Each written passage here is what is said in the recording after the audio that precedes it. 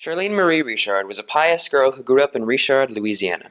At age 12, she developed leukemia, and for 14 long days she suffered from the disease until her death in August 1959, all the while giving up the suffering for sinners. From 2 weeks in a hospital bed, her story and her impact can still be felt in communities around Acadiana more than 60 years later.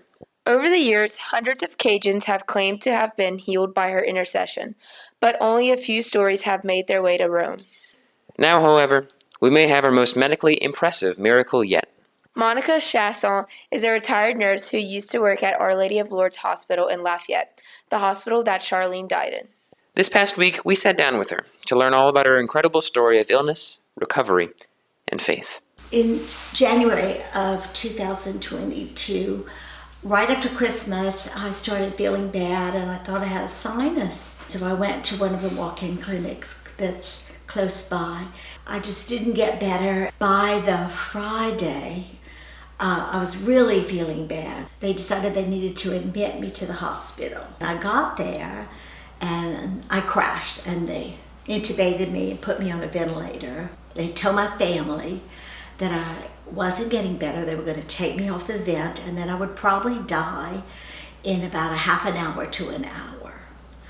So they took me off the vent and I didn't die. So they were very surprised. During that time, my friends went to Charlene's grave. They decided they were going to Charlene's grave to pray. So they did that twice during that time period. I kept her prayer cloth behind my bed, and I still have it next to my bed. One of the nurses that was working there at the time, Sister Wynn, told me, she said that in 20 years of doing intensive care nursing, she had never seen anything happen like that, where there was a miraculous cure. When I went back for my follow-up with the pulmonologist, he told me each time, "You're a miracle, you're a miracle." So, in her official healing statement in August 2023, she wrote, "I believe that at one point when my blood pressure was so high, this was the power of the Holy Spirit healing me.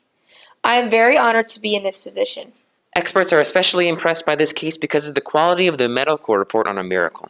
The case is currently being brought to Rome, along with others, in the petition to make this great little Cajun girl a saint. I mean, she needs to be a saint. She suffered and gave us all a wonderful example of her love for Jesus Christ. I don't know for sure what my reason for being still here is, but I think God has a plan. And God really, as far as life goes, God has a plan, so. Charlene is currently a servant of God. To move along in the process, someone needs to have interceded 2 miracles before officially being recognized as a saint by the church in Rome. She is one of 7 pious Cajuns who are seeking to become canonized saints, although many living in this area already consider her one. Nanette Reiners, president of Charlene Richard Foundation, explains to us this little girl's impact on our culture. When you mention Charlene Richard, everybody around here knows, and they pray to her. We have a mass for her every year for her death anniversary, and there was between 500, 600 people that come. No matter what time of the day or night you pass, there's always somebody at the grave. And we just mail out prayer cards. When people call with petitions, we put them in the box that's by her grave. The more people that know about her and spread her word and her cause, the better. She was just an ordinary little girl that, prayed and was real religious. Everybody has a place for her in their heart.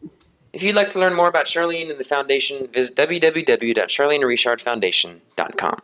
Signing off from Room 403, I'm Jean-Paul Simon. And I'm Callie Briette.